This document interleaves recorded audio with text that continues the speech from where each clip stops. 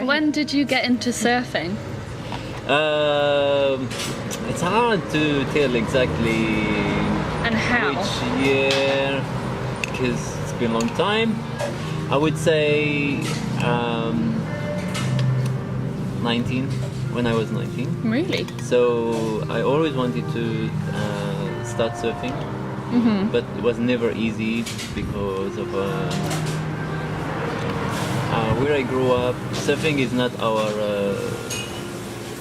In first Banana sport. Village? Yes, in Banana Village. Yes, we have the river. We spend a lot of time in the river, so I grew up, swimming and very familiar to the water. So I'm kind of big fan of being in the water.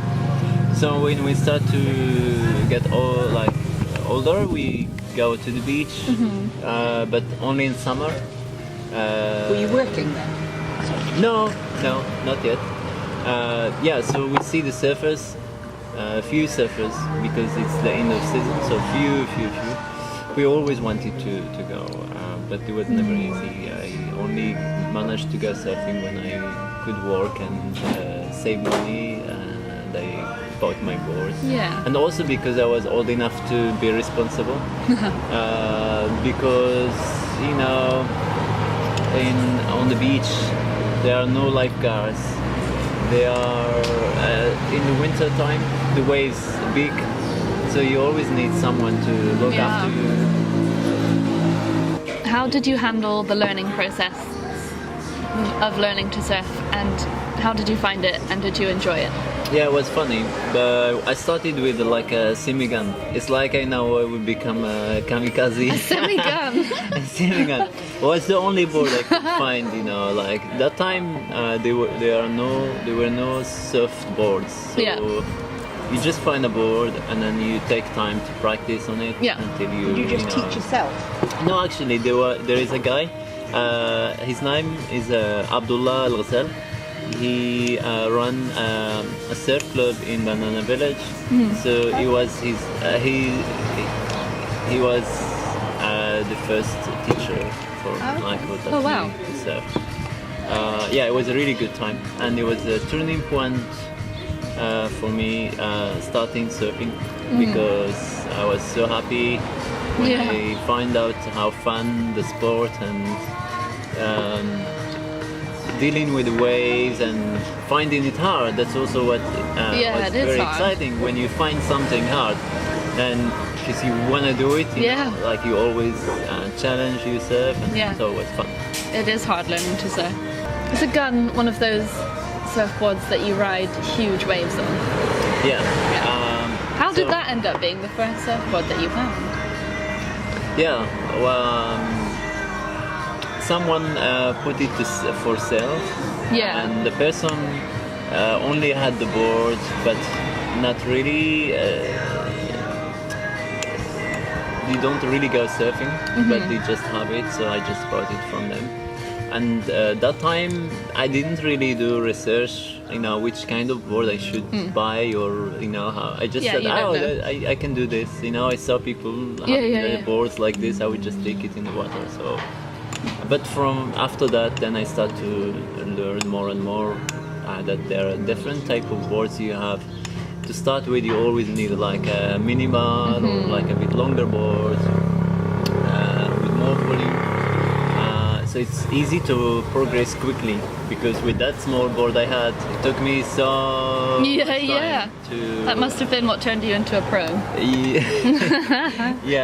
But afterward I changed more boards. So you need like a minimal board to start with first time, or a soft board. Definitely. And then you progress bit by bit, so you start to get smaller boards and different type of size. Amazing. Why is Morocco such a great place to surf and to learn to surf? Yes, because we have really long coast. It's like 2,000 kilometers longer.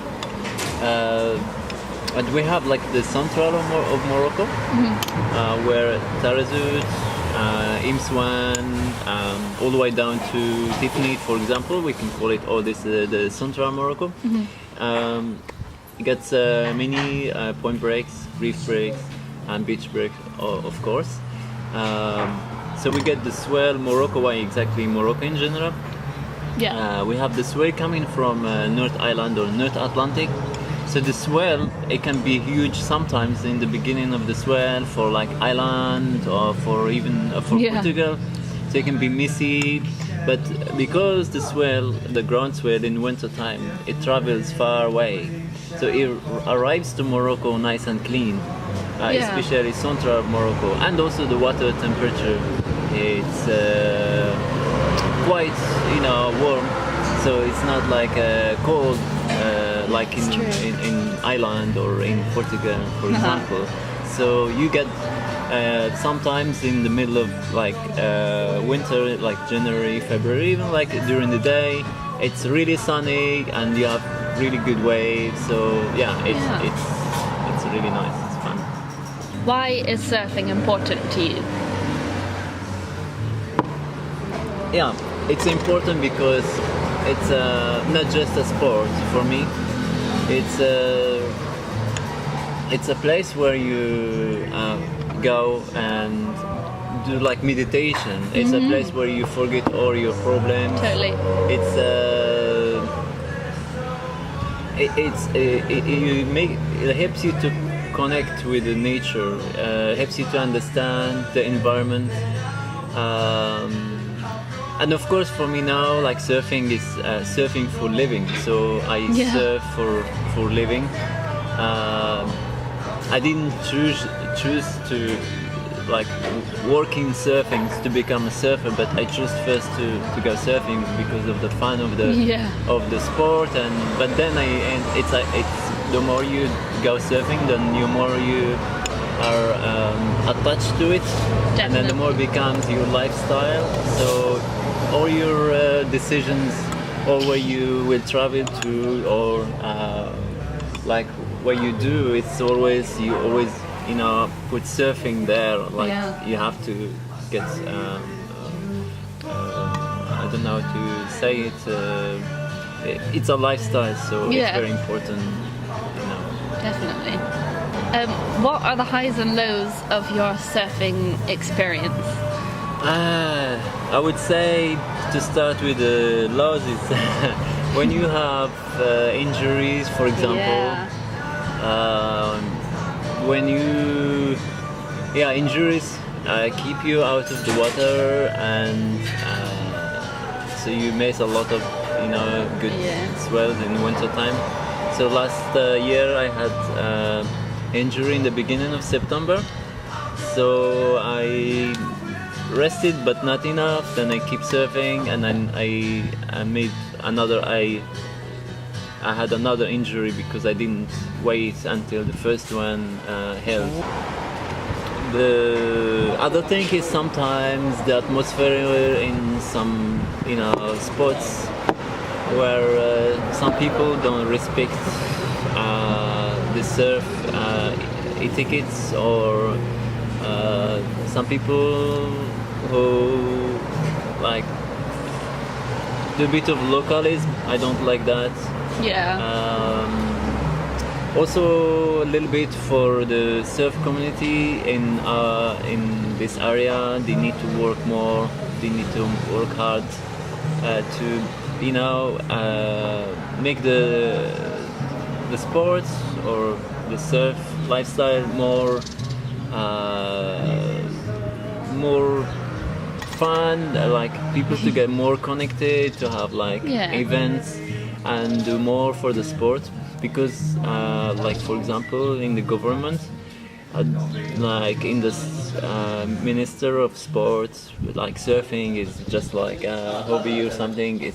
They don't put too much effort on developing the sport, or doing events, or doing a lot for like the surfers that maybe that would become like professional surfers and they can compete in big events. So while we have really good, like we have world class surf sports, we have good weather, we have a lot, but our government not doing enough, so we have our surfs, like we need to work on that, like for example surf camps or associations, so they need to try to get along, you know, and have more ideas to develop the sport forward. So it's missing that a lot.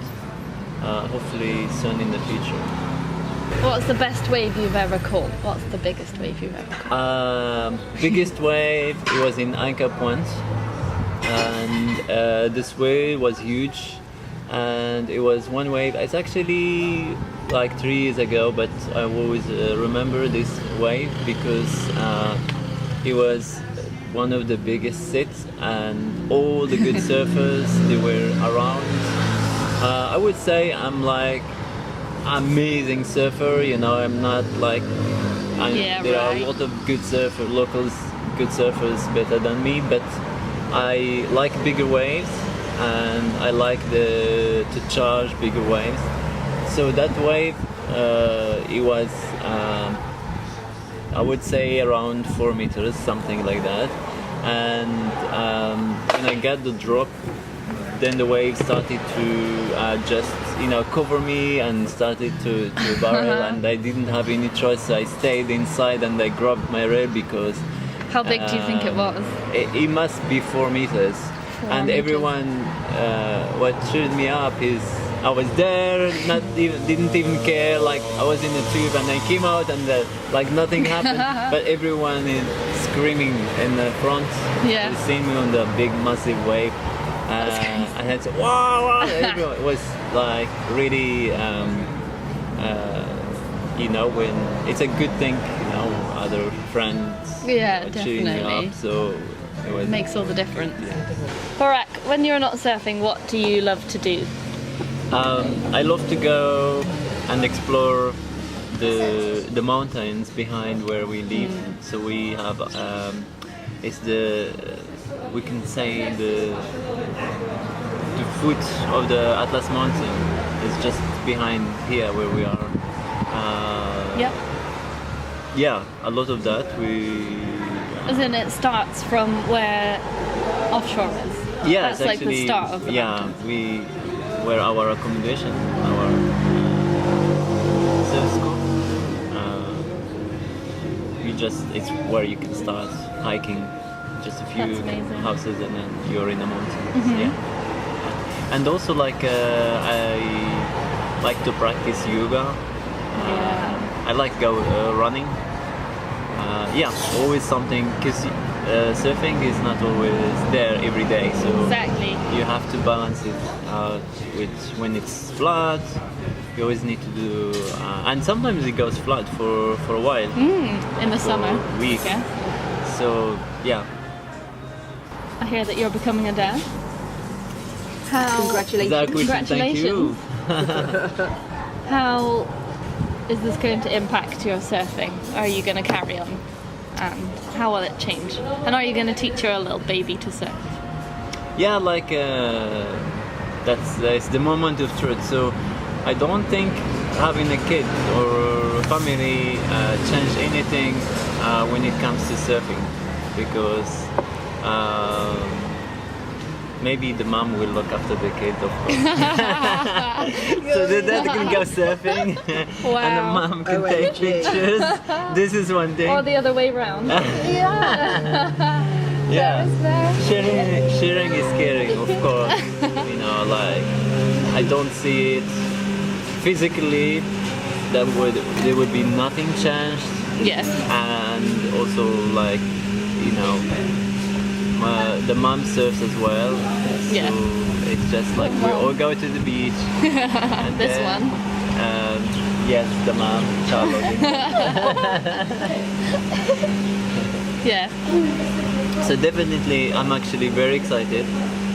It's gonna be amazing to have a ship that, you know, that we want to take to the beach every day and beach and yeah, it's gonna be fun. It's gonna be a little grommet. Yeah.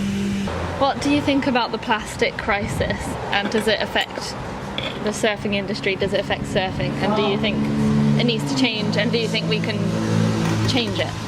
Yeah, it's definitely getting a problem, the plastic epidemic. So we need to take action soon. Now, not tomorrow. And we should start by ourselves. We need to change our behavior. Equipment we use, because we the surfers, we are the first community that get affected from the plastic, because we spend a lot of time in the water. So you can see, like you surf and then you have plastic bags, and when you want to lie on the beach, you have rubbish everywhere, plastic bags everywhere, bottles and all that. So we should start by ourselves, and we should. It's the same as we said, to develop our sport, like here in our country, Morocco. It's the same worldwide with the plastic. It's awareness we need more. We need education, about plastic pollution. It's we need to get together and contact some companies, say, okay, can you not use this plastic in some of equipment that the surfers use, and so on with other things. There's so much things to do now, and so it's you really think easy. the surfing community has power to act together and change stuff, like surfs against sewage, like following their exactly example. Especially towards something that we use for surfing. When the surfers stop buying a a special product because they are not environmentally friendly, for example. And now we have the new problem as well, like when it comes to the wetsuits and the fiberglass boards. There's so much things to discuss and see but there are a little bit of new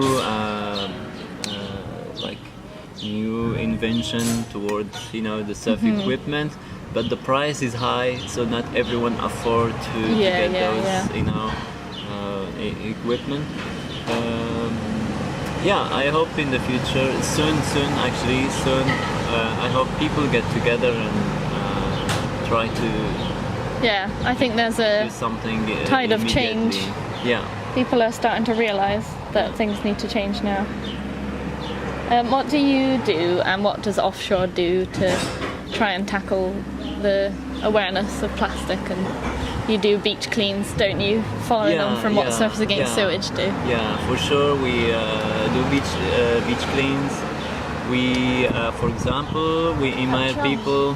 That's Trash also, challenge. We email people before they come that they need to bring their own bottle that they can fill. So we don't give them every day, as a lot of surf camps do. They give them every day a bottle of water. That means 7 days, 7 bottles. If they bring their own bottle, we fill it from a big bottle of 5 liters. So those 5-liter bottles, the people use them again. So they are like you can even sell them, or you can give them to people so they fill them with the olive oils, with other stuff. So it's definitely not easy to waste. It's still plastic, but there's a reusing culture in Morocco, isn't there? Definitely. Things don't go to waste like they do in other countries. So also, like just recently we started a Facebook page. We called it pickuptrashchallenge. So we tried to just, it was during Ramadan or the beginning of Ramadan, we tried to, tag our friends and ask them to collect at least 1 bag of rubbish, and then take a selfie, and just after that they can tag other 3 friends, and so on. So we tried to do a little what we can do, but we need more support. We need because a lot of things that you can do in the ground needs equipment, needs a bit of to finance it, and so on. Hopefully, surf riders in Morocco, they do more than they always do like beach cleans, but we hope that they can get involved more and more in in the not just to come and clean the beach, but also do a lot of videos and like to people so understand maybe in Moroccan Arabic or do stuff so people, because we don't have that at all in schools and we don't have anything toward the environment. Yeah, it's very little. So, but now we can like this organization, they can do more and more, and they can put posters on the beach and everywhere they can, because they are a legal association organization, so they can do definitely more as a one person, as an independent person, like they have more power to educate and do advertising in the streets and everywhere. Why not? Yeah. Like we do with the Coca-Cola and with the market, like stuff that we buy, like food, and it's the same. Environment is a part of our life. We need to advertise it as well. Yeah, it's true. Have you ever seen a shark? No sharks in Morocco. I heard stories. What, in Morocco? Yeah, a lot of people say to me, I bet there's sharks in Morocco. Yeah, I heard. Really? I heard stories, but I can't say something I didn't see. If I saw a shark, I swear to God, I would say yes, there's a shark. But if I just heard people, I don't know. I can't say. But yes, we had like some small sharks, like I don't know, like half a meter. They're baby sharks, or they call them like a cat, We get them, like a cat shark. I don't know. Yeah. But they are not dangerous. Yeah, but we never had an accident. Okay, if even other people say we've seen sharks, but we never had an attack. a shark accident. Never. Yeah, that's good.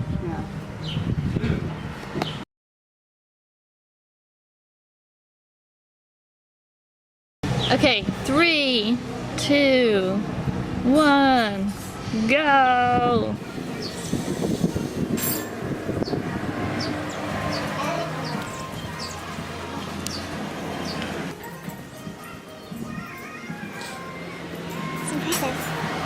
A minute and a half. I knew it! That was so impressive. Exactly a minute and a half. That's good. I need to train more. That was really good. That's not very good. That's really good. What's your favorite thing about being a surf instructor? My favorite thing first is that after people manage to stand up, I get the feeling immediately, and when I see them happy, then I become happy immediately. So it's a rewarding immediately during the lesson or after a couple of days of learning to surf.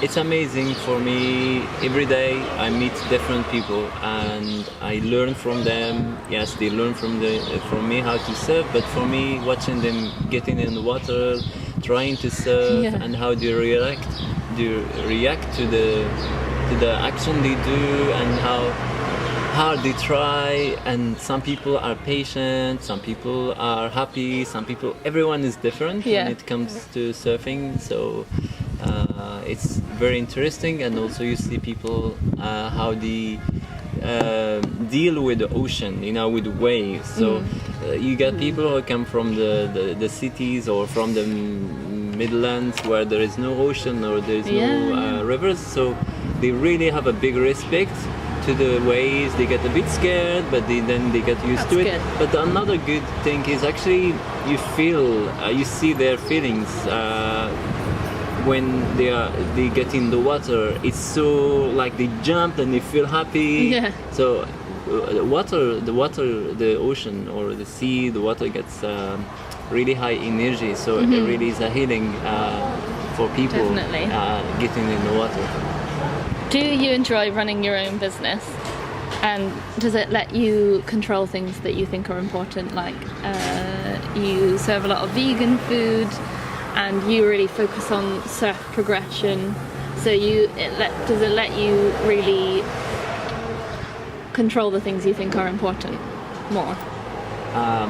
Yes, it's never easy to run your own business because you can be a really good surf teacher, but you can't be a good businessman.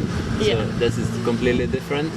But we do this because it's what we love to do, and I count on this a lot. I know we have to know how to manage, financially, how to manage and how to market the business, because this is nothing to do with going surfing or learning to teach people to surfing or spending years in this is completely different thing.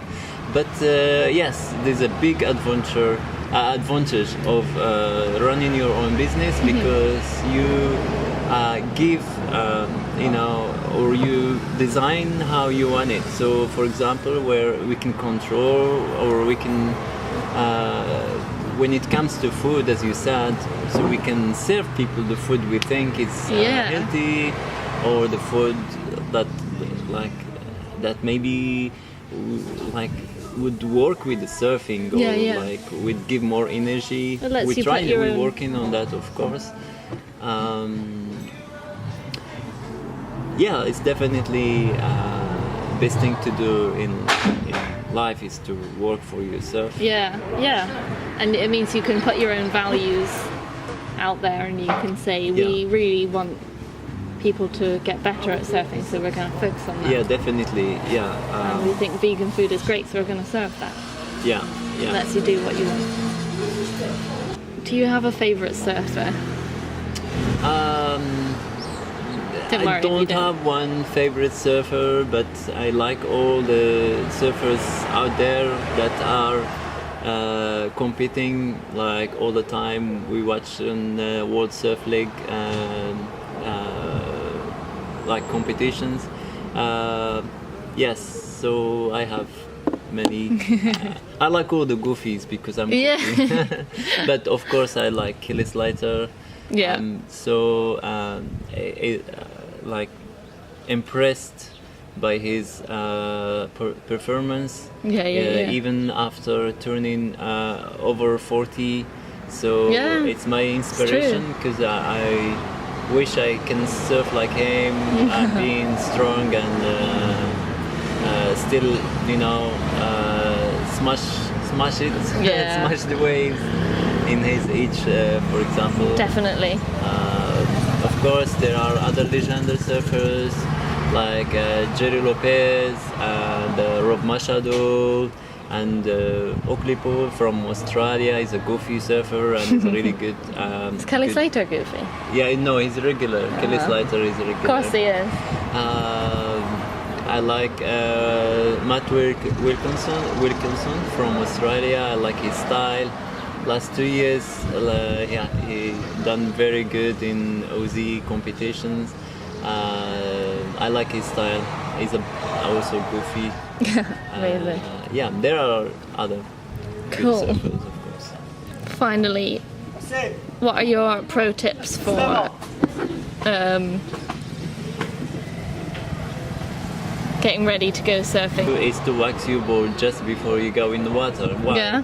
Because you get in there, and what you do, once you get the beach, then you pick up your board and you hit the water immediately. That's not right, because first thing you need to do is a warm-up. That's a must. Second thing, if you want to put on wax on your board, do it while you are there on the beach and ready to go in the water. Why? Because you are on that sitting position where you sit with your toes like this.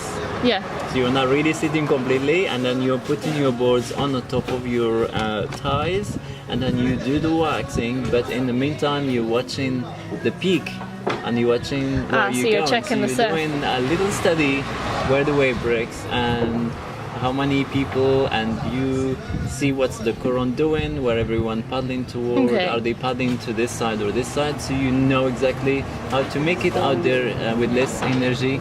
And you also see if it's a beach break, if the waves are peeling more right, more left, so you know exactly, so it's really important to take that 5 minute watching, observing, your and the picture spots. yourself surfing at the same time.